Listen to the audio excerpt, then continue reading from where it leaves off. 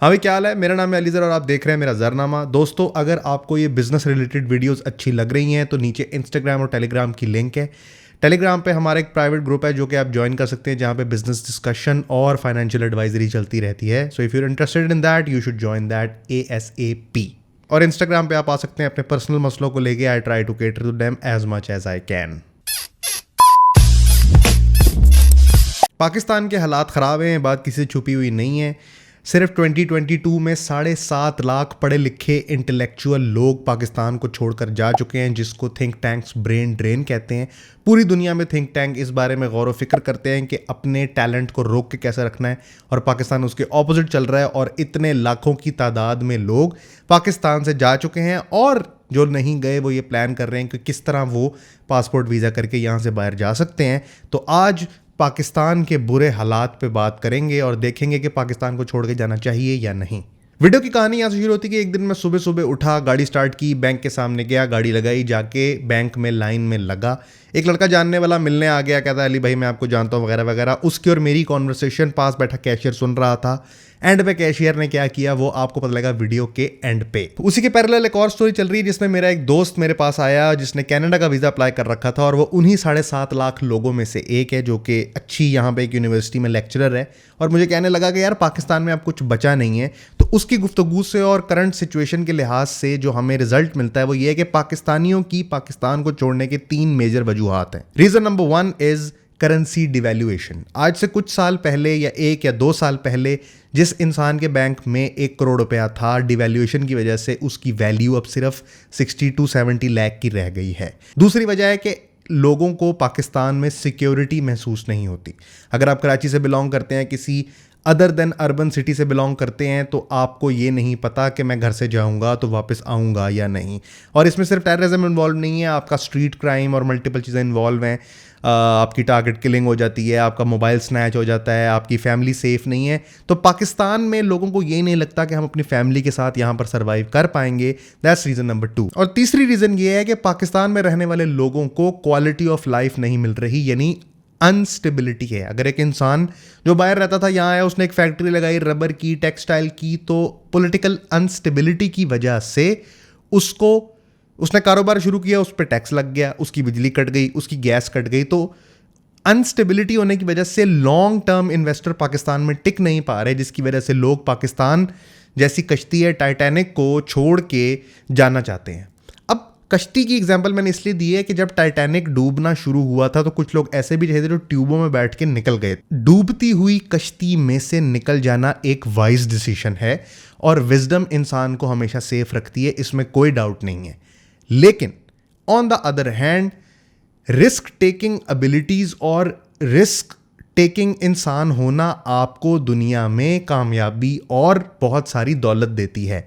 दुनिया में जितने भी लोग इस वक्त क्रंच कर रहे हैं टेक्नोलॉजी को या एंटरप्रेन्योरशिप को या बिजनेस को, वो ऐसे लोग नहीं हैं जिन्होंने वाइज डिसीजन लिए थे, वो ऐसे लोग हैं जिन्होंने रिस्क लिया था और रिस्क की वजह से वो यहां तक पहुंचे हैं। तो क्या आपको रिस्क टेकिंग इंसान बन के पाकिस्तान में रहना चाहिए या फिर वाइज बन के पाकिस्तान से निकलना चाहिए? आज की वीडियो में यही कुछ डिस्कस करेंगे। सबसे पहले बात करते हैं करेंसी डिवैल्यूएशन की। देखें, PKR इंटरनेशनल मार्केट में जितना बुरा परफॉर्म करता है, बेसिकली आपकी महंगाई नहीं बढ़ रही होती, आपकी करेंसी डिवैल्यूएशन हो रही होती है, या आपकी करेंसी की या इन्फ्लेशन की स्पीड तेज हो रही होती है। दुनिया में हमेशा होनी महंगाई होती है, इस बात को याद रखें, लेकिन the speed of currency with which you are moving is actually your wealth और योर नेटवर्थ। अब सीन ये होता है कि पाकिस्तान में रहते हुए आप PKR कमाते हैं, PKR इन्वेस्ट करते हैं। मिसाल के तौर पे आपने एक प्लॉट लिया करोड़ का, वो 1.5 करोड़ का हो गया, लेकिन USD में वो आज भी उतने ही डॉलर्स का है। और ये वाली बात इन्वेस्टर्स को समझ में आ गई है, जिसकी वजह से वो पाकिस्तान में इन्वेस्टमेंट नहीं करना चाहते। जब भी आपके ऊपर कोई क्राइसिस आए या कोई प्रॉब्लम आए तो उसका सोल्यूशन, फॉर एग्जाम्पल आपकी जॉब चली गई, तो उसका सोल्यूशन ये नहीं होता कि आप अपने एक्सपेंस कंट्रोल करने शुरू करते हैं। क्या करेंगे? खाना कम खाना शुरू करेंगे? वो पॉसिबिलिटी नहीं है।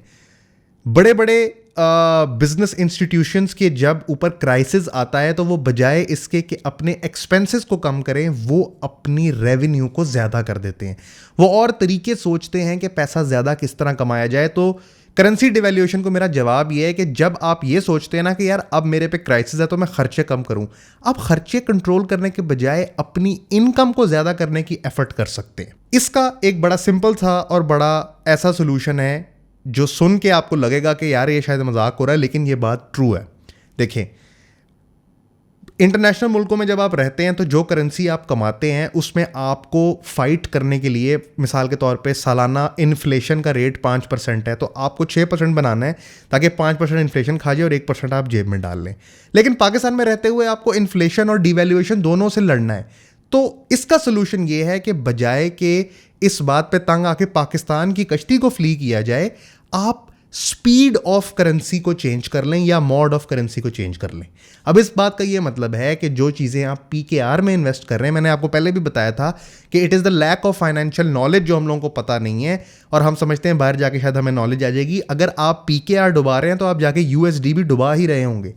आप अपनी मोड ऑफ करेंसी को चेंज करके स्पीड ऑफ करेंसी को ज़्यादा कर सकते हैं। मैं आपको एग्जाम्पल देता हूँ। अगर आपने यहाँ पे एक प्लॉट फॉर एग्जाम्पल 1 करोड़ रुपए का लिया था और आज उसकी वैल्यू 1.5 करोड़ है, तो USD में आप हो सकता है 1 करोड़ से कम वैल्यू पे खड़े हों, लेकिन अगर उसी पैसे PKR को आप डॉलर में कन्वर्ट करके एप्पल के स्टॉक्स खरीद लेते तो आपकी इन्वेस्टमेंट USD में रिटर्न दे रही होती, आपकी स्पीड बढ़ जाती, यानी वो 1.5 गुना होना पाकिस्तान के हिसाब से 2.5x हो जाएगा। तो जब आप स्पीड ऑफ करेंसी को चेंज करते हैं तब आपकी इन्फ्लेशन और आपकी डिवैल्यूएशन से फाइट होती है। और ये नई दुनिया है जो सिलिकॉन पावर्ड है और इसमें आपका वहां पर होना ज़रूरी नहीं है। पाकिस्तान में बहुत सारे मिलियनेयर बैठे क्रिप्टो कर रहे हैं, फॉरेक्स कर रहे हैं, क्या कुछ नहीं कर रहे, जिन्होंने सिर्फ इस बात को क्रैक कर लिया कि हम USD में कमाएंगे और PKR में खर्च करेंगे। इस तरह से आपके एक्सपेंसेस कंट्रोल करने की आपको जरूरत नहीं है, आपकी इनकम ऑटोमेटिकली बढ़ जाएगी। तो जो आप एफर्ट ये करने की कोशिश कर रहे हैं ना कि हम अपने करेंसी को डिवैल्यू होने से बचाएं, उसके लिए ज़रूरी है कि आप करेंसी को चेंज करके उसको इस्तेमाल करना शुरू करें। That's number 1। दूसरी रीज़न जो एवरेज लिविंग पाकिस्तानी सोचता है कि उसको सिक्योरिटी नहीं है, वो पहली बात जुड़ी हुई है। देखें, पाकिस्तान में चीज़ें करना, मैनेज करना बाहर की निस्बत बहुत आसान है, क्योंकि पाकिस्तान में रहते हुए आप अपने लिए प्राइवेट गार्ड भी ले सकते हैं, आप अपने लिए AK-47 भी खरीद सकते हैं, अपने लिए डाला भी खरीद सकते हैं, लेकिन यही काम अमेरिका में करने के लिए आपकी ऐसी की तैसी फिर जाएगी और FBI आपकी ऐस में अलहदा घुसी होगी। तो ये सिक्योरिटी और लॉन्जिटिविटी आपको जो पाकिस्तान में मिल सकती है सिर्फ अपनी मोड और स्पीड ऑफ करेंसी चेंज करने से, वो बाहर आपके लिए पॉसिबल नहीं है। अब आम लोगों का ख्याल ये है कि फॉर एग्जाम्पल अगर हम बाहर चले जाएं तो हमारी क्वालिटी ऑफ लाइफ बहुत बेहतर हो जाएगी, जो कि सबसे बड़ा शैम है। मैंने अपने दोस्त को ये कहा कि मेरी बात सुन, तू बाहर जाएगा, तेरी मैक्सिमम सैलरी अगर मंथली लगे भी तो $5,000 लग जाएगी। $5,000 में से 2500 तुझे रेंट में देना पड़ेगा, 500 तुझे ग्रोसरी में देना पड़ेगा, 500 तुझे ट्रांसपोर्टेशन में देना पड़ेगा। तो जो $1,500 के लिए तू वहां पे जा रहा है, और वो भी एक 3rd क्लास सिटीजन बनने के लिए, इससे बेहतर ये नहीं है कि पाकिस्तान में ही अपनी मोड ऑफ करेंसी बदल के यहां प्रिंस की तरह रह ले, कमाए अमेरिका में और खर्च यहां पे करे। तो ये क्वालिटी ऑफ लाइफ देखें, ये मैं उन लोगों से बात कर रहा हूं जिन लोगों के बीवी बच्चे नहीं हैं, जो अभी बिजनेस में एंट्री ले रहे हैं या इस पोजीशन में है कि उनका कुछ बैकअप बन गया और वो तब्दीली लेकर आ सकते हैं अपने अंदर। अगर आपके बीवी बच्चे हैं, आप घर के अकेले चश्मों चिराग हैं, तो ये वीडियो आपके लिए नहीं है, क्योंकि आपके पास उस तरह से चेंज करने की ऑप्शन नहीं है। आपको लंबा रूट लेना पड़ेगा, रिंग रोडो यू टर्न लेके आना पड़ेगा। ये वीडियो आप उस बंदे के लिए जो अभी एंट्री लेयर सोच रहा है मैं बाहर जाके ज़्यादा मेहनत कर लूँगा। भाई, बाहर नो डाउट आपको हवा अच्छी मिलेगी, फूड अच्छा मिलेगा, लेकिन वो आपसे सब कुछ चूस लेंगे। ये जो स्टेबिलिटी के नाम पे आपके साथ गेम हो रही है ना कि आप स्टेबल हो जाएंगे या सिक्योर हो जाएंगे बाहर जाके, वो होगा नहीं। बल्कि जो आप कमा, मैंने अपने दोस्त को ये कहा, यार देखो बात ये है, तुम वहाँ 25 साल रह लो, 30 साल रह लो, आना तुमने वापस ही है। बेशक बैठ के आओ या चाहे कॉफिन में लेट के आओ, तुमने आना वापस ही है। वो जगह तुम्हें कभी ओन नहीं करेगी, क्योंकि वो जगह तुम्हें ओन करने के लिए बनी नहीं है। मोर ओवर, पाकिस्तान में रहते हुए आप यहाँ पे रेंट फ्री रह सकते हैं, यहाँ पे गाड़ी चलाते हैं, यहाँ पे रूल्स की उस तरह से पाबंदी नहीं है, यहाँ पे आप वार्डन को फ़ोन कर सकते हैं, यहाँ पे अगर आपका मंथ क्लोज नहीं हो रहा तो आप अपने दोस्त से फ़ोन करके उधार ले सकते हैं। वहाँ पे ये चीज़ें अवेलेबल नहीं है। तो अपने बने बनाए नेटवर्क को छोड़ के बाहर जाके ट्राई करने के लिए अगर आप राज़ी हैं तो फिर अपने लिए मेहनत नहीं करेंगे, आप अपनी 3rd जनरेशन के लिए मेहनत करेंगे, क्योंकि आप वहाँ पे जाएंगे, लोन पे घर लेंगे, लोन पे गाड़ी लेंगे, वो उतारते उतारते आपके बच्चे भी डर डर में जिएंगे, रिस्क टेकिंग एबिलिटीज उनमें आएंगी नहीं। आपकी 3री जनरेशन शायद किसी फोर्ड में बैठे, लैम्बोर्गिनी में वो भी नहीं बैठेगी, because their foreign government is not suppose to protect people like you, they are suppose to protect the people who are already there. आपसे वो पैसे लेते हैं और फिर आपको वहाँ पे बुलाते हैं कि हमारे पास ऑफर करने को ज़्यादा है। तो अगर आप ये गेम समझ रहे हैं ना कि आप वहाँ जाएंगे और सारी चांदी चांदी होगी, ऐसा होगा नहीं। जितने लोग सऊदी या दुबई गए हैं वो उनसे आप फ़ोन करके पूछ लें कि जमा पूंजी वाला कोई सीन नहीं है। जो कमाते हैं खा जाते हैं। हाँ, अगर आप जॉब डूइंग इंडिविजुअल हैं, आपकी फैमिली है और आपने बीवी बच्चों की ज़िंदगी बेहतर करनी है, तो दुबई में आप टैक्सी चलाएं, कोई मसला नहीं है। लाख जेब में रखें, 3 लाख घर भेज दें, वेरी गुड। बट बचत हो जाएगी या उससे आप बिजनेसमैन बन जाएंगे, इस ख्याल को भूल जाए। तीसरी बात आ जाती है इंस्टेबिलिटी की। तो नो डाउट पाकिस्तान की मार्केट इनस्टेबल है और उसके अंदर बहुत सारी प्रॉब्लम्स हैं, लेकिन टाइटैनिक से निकल जाने वाले लोग नो डाउट सेफ रहे, बट उसमें जो रह गए, जिन्होंने रिस्क लिया, उनके पास जिंदगी में 2 मकाम आए। कुछ लोग तो मर गए, मरने के भी पूरे चांसेस हैं, और जो लोग बच गए they had a great story to tell. तो ये फैसला अब आपका है कि इनस्टेबल जगह, क्योंकि जहां पे इनस्टेबिलिटी होती है वहां पे अपॉर्चुनिटी, वो लैंड ऑफ अपॉर्चुनिटी होता है, क्योंकि वहां हर चीज नीचे लाल विक में जा रही होती है, और उस लाल विक को जॉन विक बनाना आपका काम है कि आप उस अपॉर्चुनिटी में से पैसे कैसे बना सकते हैं। दुनिया में बड़े बड़े मिलियनेयर बुरे टाइम पे मिलियनेयर बने क्योंकि उन्होंने स्पेकुलेट करके डिसीजन मेकिंग की थी कि जब सबकी फट रही है तो अपनी सिले कैसी रखनी है। तो जहां इंस्टेबिलिटी है वहां पे अपॉर्चुनिटी है, ये वाली बात को भी समझें। और इंस्टेबिलिटी, अगर आप एक फैक्टर को रियल समझ भी लें तो इस बात को भी समझें कि यहां पे आपकी जो अथॉरिटी क्या है, यहां अगर मलिक साहब या राणा साहब हैं तो वो यहां पे मलिक और राणा है, लेकिन जोसेफ मास्करेनास के सामने आप वो मलिक और राणा नहीं रहेंगे। उनके लिए आप पाकी हैं, उनके लिए आप उसामा हैं, उनके लिए आप वो कार्टून बनाने वाली कौम है, समझ रहे हैं। तो वो जो अथॉरिटी आप कॉम्प्रोमाइज़ होने दे रहे हैं ना इस चक्कर में, इस ड्रग के पीछे के यार उधर ना क्वालिटी ऑफ लाइफ, ऐसा कोई सीन नहीं है। तो ये जो लोग ब्रेन ड्रेन के चक्कर में वहाँ पे चले गए हैं, वो कुछ साल वहाँ पे रहेंगे, उनको समझ आएगी कि भैया न्यूजीलैंड को भी लोग सेफ समझते थे, ऑस्ट्रेलिया को भी सेफ समझते थे, लेकिन रेड हेड अमेरिकन और रेसिज्म वहाँ के नेशनल्स को जीने नहीं देता, तो आपको किस तरह जीने देगा। आना आपने वापस ही है। ये जो आपने गेम रखी हुई है ना कि ये सब कुछ होगा, वो सारा कुछ होगा नहीं। ये सारी बातें मैं और वो लड़का बैंक की लाइन में खड़े होकर कर रहे थे, और मैं उसको बता रहा था कि मैं पाकिस्तान से क्यों नहीं गया और पाकिस्तान से बाहर जाने के क्या क्या नुकसान है। तो पास ही बैठा कैशियर ये सारी कॉन्वर्सेशन सुन रहा था और मुझे कहता है कि यार पाकिस्तान में इस तरह लोग सोचते नहीं हैं। शायद वो ये समझ रहा था कि मैं कोई नेशनलिस्ट हूँ। नेशनलिज्म तो बैक ऑफ द माइंड है, लेकिन वो तेल लेनी चली जाती है जब बच्चे को पैम्पर चाहिए हो और आपके पास नेशनलिज्म के नाम पर पैसे ना हो, तो वो सारी बातें तेल लेने चली जाती हैं।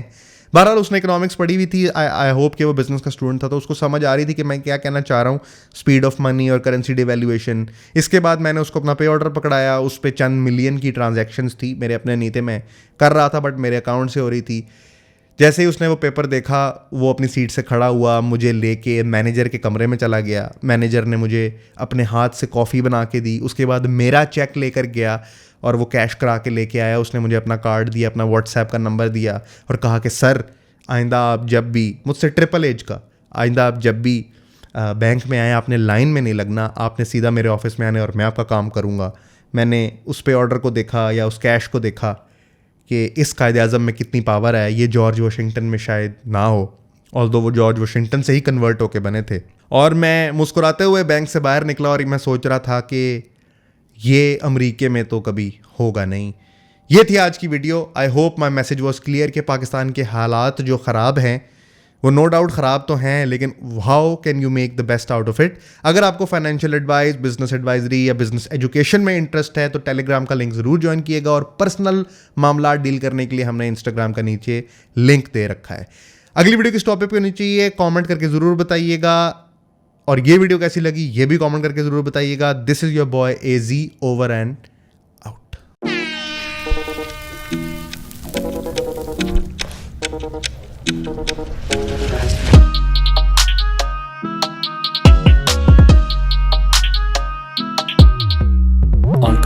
ऑन कर छोटे बस अपना ऑन कर।